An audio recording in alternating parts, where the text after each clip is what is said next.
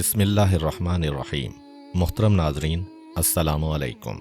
इमाम बुखारी रहमतुल्लाह अलैह एक बहुत बड़े मुहद्दिस, मुफस्सिर और आलिम दीन गुजरे हैं। उन्होंने एक दौलतमंद घराने में आंख खोली थी।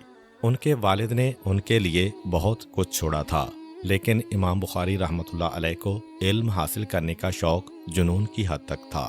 इसीलिए उन्होंने अपनी तमाम दौलत इल्म हासिल करने में खर्च कर दी। उनका ख्याल था कि इल्म की दौलत सबसे ज़्यादा अहम है। इसके लुटने या गुम होने का कोई अंदेशा नहीं, बल्कि ये खर्च करने से कम होने के बजाय बढ़ती है। चुनाचे उन्होंने अपनी तमाम दौलत इल्म के हुसूल में सर्फ कर दी और अपने दिलो दिमाग को इल्म के सरमाए से भर लिया, लेकिन माली तौर पर बिल्कुल कंगाल हो गए और नौबत फाकों तक आ गई। इन हालात में एक दिन इमाम बुखारी ने सोचा, क्यों ना मैं वो तहाइफ फरोख्त कर दूं जो मुझे दोस्तों और अकीदतमंदों से मिले हैं। जब उन्होंने इस ख्याल का इजहार किया तो एक शख्स जो ताजिर भी था, उसने इमाम बुखारी से अर्ज की, या हजरत, मुझे माल दिखा दीजिए ताकि मैं कीमत लगा सकूं। इमाम बुखारी ने उस शख्स को तमाम चीज़ें दिखा दीं। ताजिर ने उन चीज़ों की कीमत 5000 दिरहम लगाई। इमाम बुखारी को रकम की अशद ज़रूरत थी, इसलिए उन्होंने दिल में सोचा कि सौदा कर लूं, लेकिन फिर रुके और कुछ सोचकर बोले, मैं ये बात कल तय करूंगा कि मुझे ये तोहफे फरोख्त करने हैं या नहीं। चुनाचे वो ताजिर कल दोबारा आने का कहकर चला गया। ताजिर के चले जाने के बाद इमाम बुखारी ने अपनी ज़रूरियात का अंदाज़ा लगाया और दिल में ये फैसला कर लिया कि वो अपने तहाइफ को उस ताजिर के हाथों फरोख्त कर देंगे। अगले दिन इससे पहले कि वो ताजिर आता, एक और ताजिर इमाम बुखारी की खिदमत में हाजिर हुआ और अर्ज की, मैं आपके तोहफे खरीदना चाहता हूँ। इमाम बुखारी ने कहा, मैं इन तहाइफ का सौदा तय कर चुका हूँ। लेकिन इमाम बुखारी के दोस्तों ने कहा, या हजरत, आपने सौदा तो नहीं किया था, बल्कि उस ताजिर को दोबारा आने का कहा था, लिहाजा कोई हर्ज नहीं, इस ताजिर को भी माल दिखा दीजिए।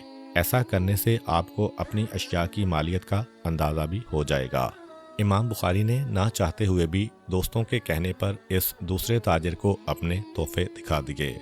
इस ताजिर ने एक एक चीज़ को अच्छी तरह से परखने के बाद उन सब की कीमत 10,000 दिरहम बताई। पहले ताजिर ने उन्हीं चीज़ों के सिर्फ 5,000 दिरहम लगाए थे, जबकि ये ताजिर उन्हीं चीज़ों को 10,000 दिरहम में खरीदने पर राजी था। साफ 5,000 दिरहम का फ़र्क था, कोई 2-4 दिरहम की बात न थी। इमाम बुखारी के दोस्त खुश हुए। इस ताजिर को माल देने में इमाम बुखारी का फ़ायदा था। चुनाचे तमाम दोस्तों ने कहा, हजरत, आप ये चीज़ें इसी ताजिर को फरोख्त करें। लेकिन इमाम बुखारी ने कहा, मैं ये चीज़ें उस पहले ताजिर ही को दूंगा। सब हैरान हुए और वजह पूछी तो उन्होंने जवाब दिया, मैंने पहले ताजिर को तोहफे दिखाने के बाद अपने दिल में ये तय कर लिया था कि इनको इसी ताजिर के हाथ फरोख्त करूँगा। अगरचे सौदा पहले ताजिर से तय नहीं हुआ था, लेकिन इमाम बुखारी दिल में नियत कर चुके थे कि तोहफे पहले ताजिर ही को बेचेंगे। इसीलिए ये बात अब तकवा के खिलाफ थी कि ज़्यादा दाम मिलने पर वो उन तहाइफ को किसी दूसरे ताजिर के हाथ बेच देते।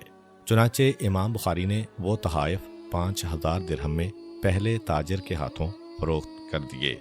ये थी इमाम बुखारी रहमतुल्लाह अलैह की दियानत। खलीफा हारून रशीद और मलका ज़ुबैदा के 2 बेटे थे। एक का नाम अमीन और दूसरे का नाम मामून था। अमीन मलका ज़ुबैदा का लाडला, जबकि मामून खलीफा हारून रशीद को बहुत अजीज था। मलका ज़ुबैदा को इस नाइंसाफ़ी पर बादशाह से शिकायत थी।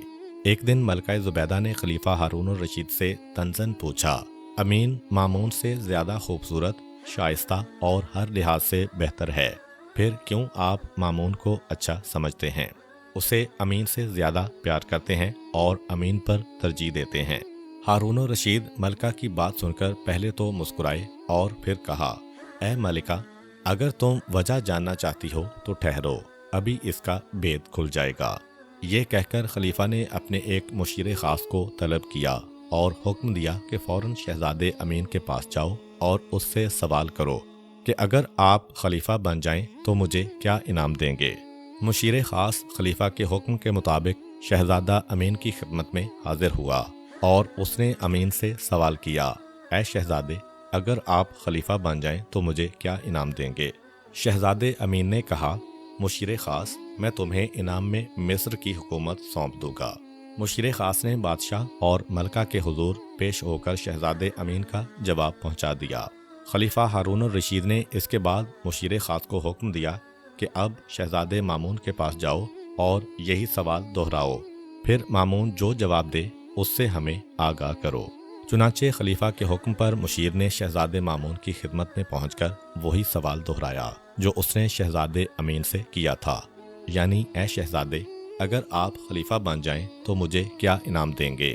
شہزادہ مامون جو اس وقت کچھ لکھنے میں مشغول تھا اور روشنائی کی دوات اس کے سامنے رکھی تھی، جب شہزادے نے مشیر کی یہ بات سنی تو وہ غصے سے لال پیلا ہو گیا اور اس نے سامنے رکھی ہوئی روشنائی کی دوات مشیر خاص کے منہ پر دے ماری اور کہا، اوئے بدبخت، تو مجھ سے میرے باپ کی موت کی بات کرتا ہے، خدا نہ کرے میں ان کے بعد بھی زندہ رہوں۔ مشیر خاص نے خلیفہ اور ملکہ کے روبرو پیش ہو کر جو واقعہ پیش آیا جوں کا توں بیان کر دیا۔ خلیفہ ہارون الرشید نے ملکہ زبیدہ کی طرف دیکھ کر کہا، ملکہ عالیہ، اب آپ کیا کہتی ہیں؟ ملکہ زبیدہ نے جواب میں شرمندہ ہو کر سر جھکا لیا۔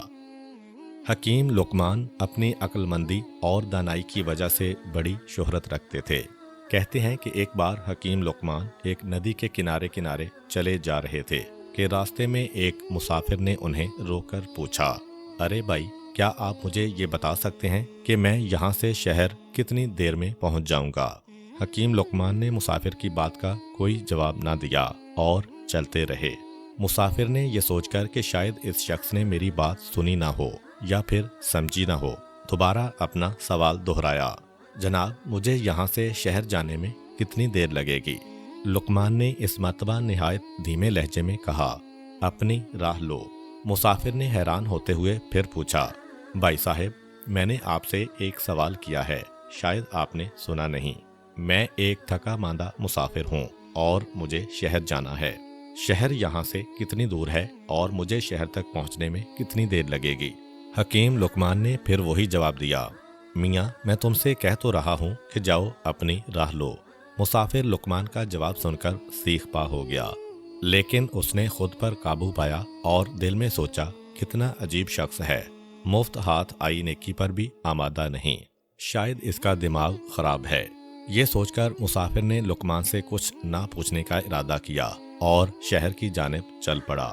ابھی کچھ ہی دور گیا ہوگا کہ پیچھے سے حکیم لقمان کی آواز آئی، مسافر سنو، تم 2 گھنٹے تک شہر پہنچ جاؤ گے۔ لقمان کی آواز سن کر خود بخود مسافر کے قدم رک گئے۔ اسے بڑی حیرت ہوئی اور وہ الٹے قدموں سے لقمان کے پاس آیا۔ اس نے جناب لقمان سے دریافت کیا، بھائی، جب میں نے تم سے بار بار پوچھا کہ میں شہر کتنی دیر میں پہنچوں گا تو تم نے کوئی جواب نہ دیا، اور اب جب کہ میں آپ سے مایوس ہو کر اپنی راہ پر چل دیا تو تم نے پیچھے سے صدا دی کہ میں 2 گھنٹوں تک شہر پہنچ جاؤں گا۔ یہ کیا بات ہوئی؟ حکیم لقمان نے مسکراتے ہوئے جواب دیا، اے مسافر، جب تم مجھ سے بار بار اپنا سوال دہرا رہے تھے اس وقت تم کھڑے تھے اور مجھے معلوم نہ تھا کہ تمہارے چلنے کی کیا رفتار ہے۔ پھر بعد میں جب تم چل پڑے تو میں نے اندازہ لگا لیا کہ تم جس رفتار سے جا رہے ہو تو تمہیں شہر پہنچنے میں کم از کم 2 گھنٹے ضرور لگ جائیں گے۔ حکیم لقمان کی بات سن کر مسافر بڑا متاثر ہوا اور دل ہی دل میں لقمان کی دانائی کی تعریف کرتے ہوئے شہر کی طرف چل پڑا۔ قدیم زمانے کی بات ہے کہ ملک خراسان پر ایک بادشاہ حکومت کرتا تھا جو بے حد نیک، رحم دل اور خدا ترس بادشاہ تھا۔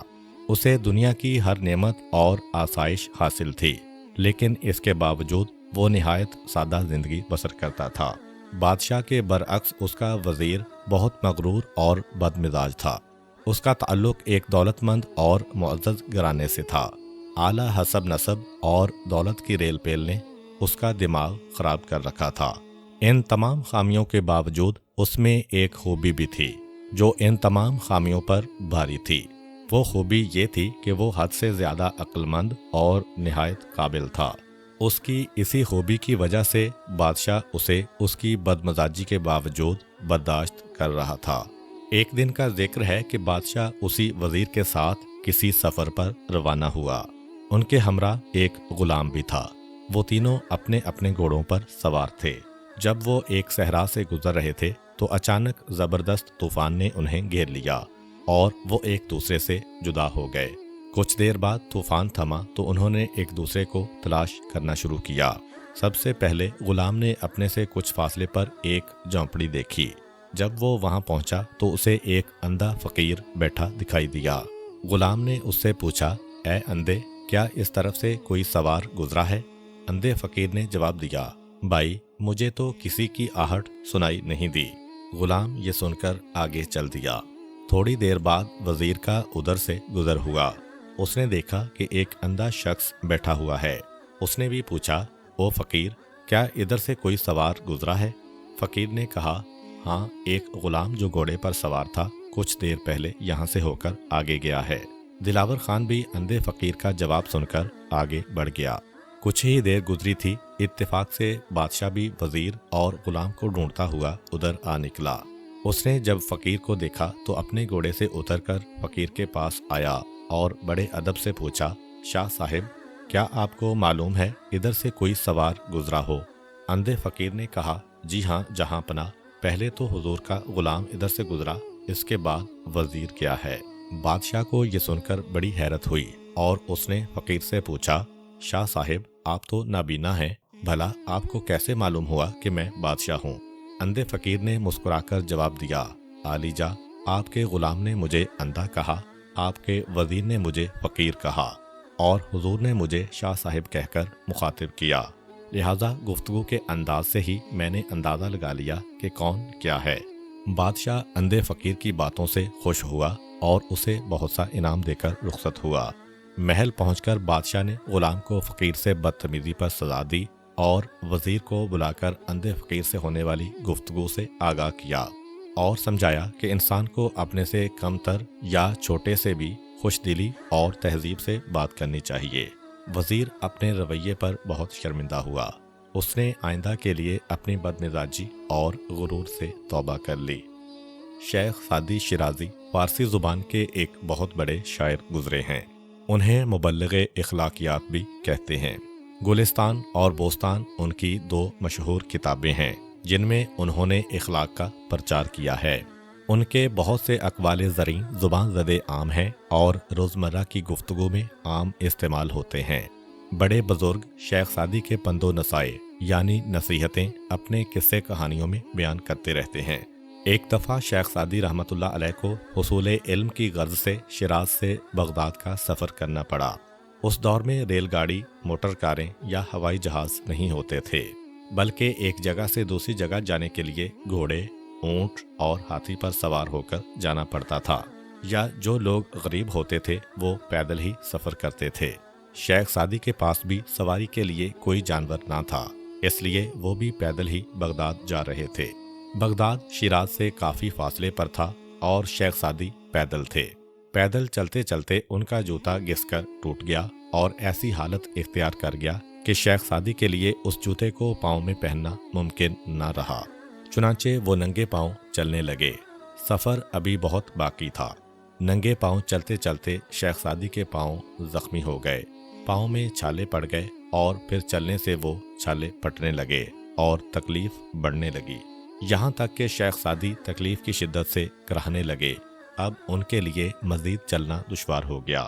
وہ ایک جگہ تھک کر بیٹھ گئے اور اللہ تعالیٰ سے گلہ کرنے لگے کہ اے اللہ تعالیٰ، اگر تو نے مجھے رقم دی ہوتی، میرے پاس پیسے ہوتے تو میں یوں پیدل سفر نہ کرتا، نہ ہی میرے پاؤں زخمی ہوتے اور نہ مجھے یہ تکلیف برداشت کرنا پڑتی۔ ابھی شیخ سعدی رحمۃ اللہ علیہ بیٹھے یہی سوچ رہے تھے کہ انہیں ایک معذور شخص دکھائی دیا جس کے دونوں پاؤں سرے سے تھے ہی نہیں اور وہ کھڑا بھی نہیں ہو سکتا تھا، پھر بھی وہ اپنے دھڑ کی مدد سے زمین پر بیٹھ کر خود کو گھسیٹ کر چل رہا تھا۔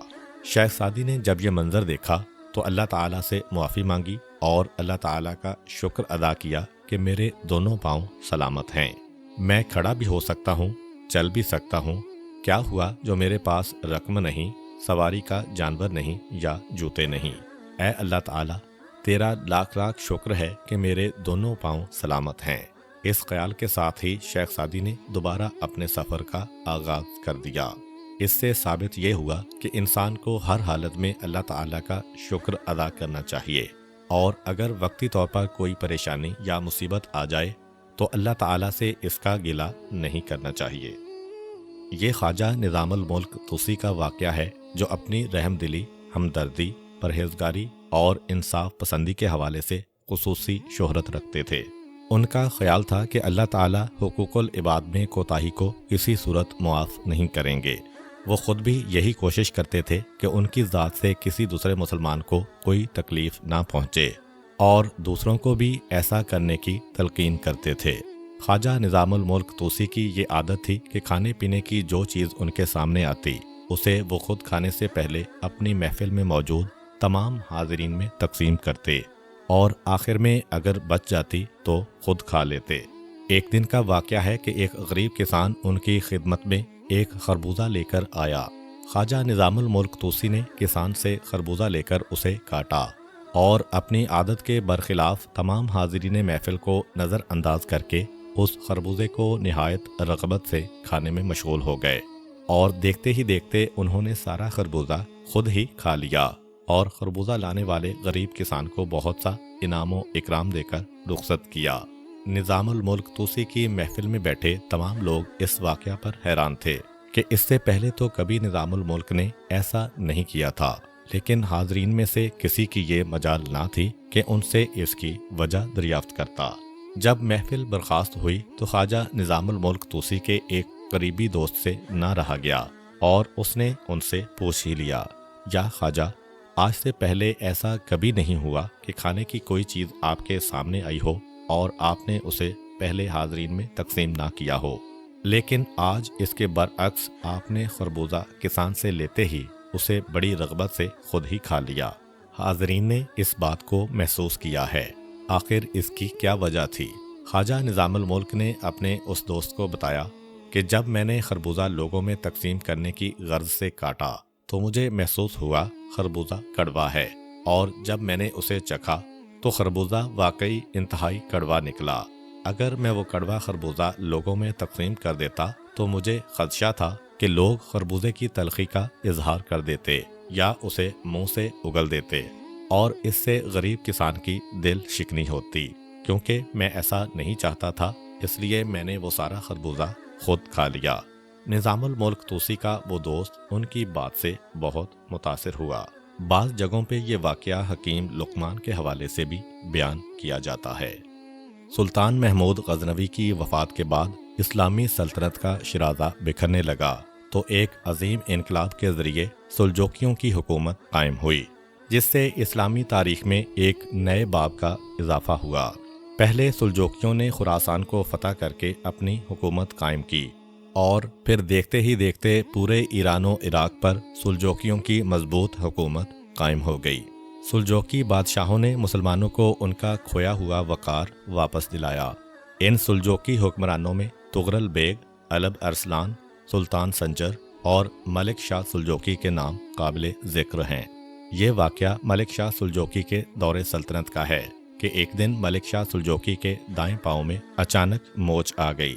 وہ تکلیف کی شدت سے بہت پریشان تھا، اور اس تکلیف کی وجہ سے حکومتی امور انجام دینے کے قابل نہ رہا۔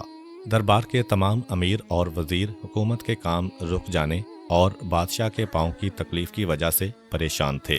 ایک وزیر کے کہنے پر سلطان ملک شاہ سلجوقی نے اپنے ایک خاص اور ماہر حکیم عمر خیام کو ایک خط لکھوایا کہ میرے پاؤں میں موچ آ گئی ہے اور میں سخت تکلیف میں ہوں، جس کی وجہ سے سلطنت کے تمام امور رک گئے ہیں، اس لیے تم فوراً دربار میں حاضر ہو جاؤ۔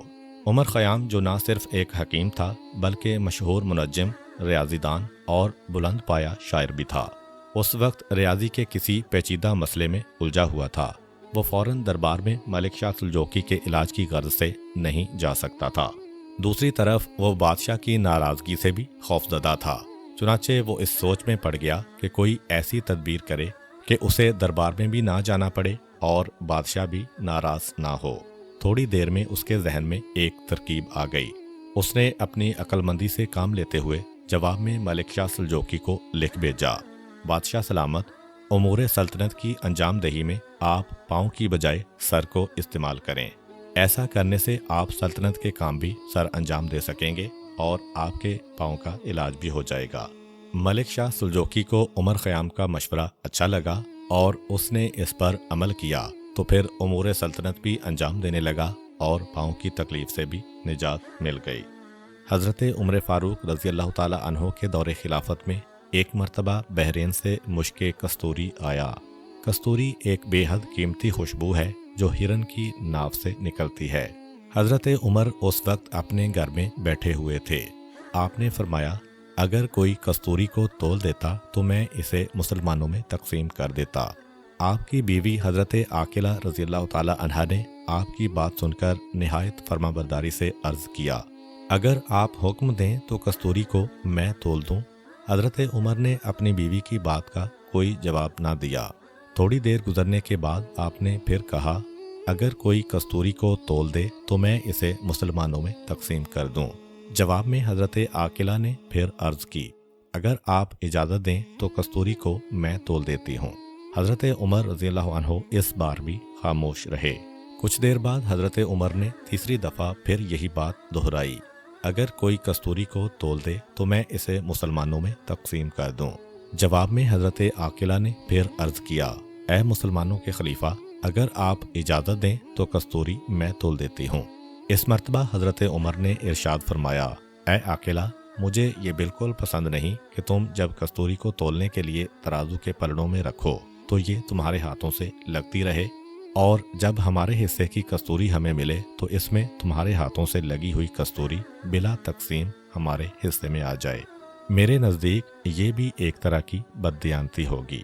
ناظرین، اگر ہمارے حکمران اور عوام آج بھی اس سوچ کو اپنا لیں تو پھر کسی کو کسی سے کوئی شکایت پیدا نہ ہو اور ہمارا معاشرہ ایک مثالی معاشرہ بن جائے۔ امید کرتا ہوں کہ آپ کو آج کی ویڈیو اچھی لگی ہوگی۔ اگر آپ کو ہماری ویڈیو اچھی لگی ہے تو ویڈیو کو لائک کریں اور مزید اس طرح کی ویڈیوز دیکھنے کے لیے ہمارا چینل سبسکرائب کر لیں۔ ملتے ہیں نیکسٹ ویڈیو میں، اجازت دیجیے، اللہ حافظ۔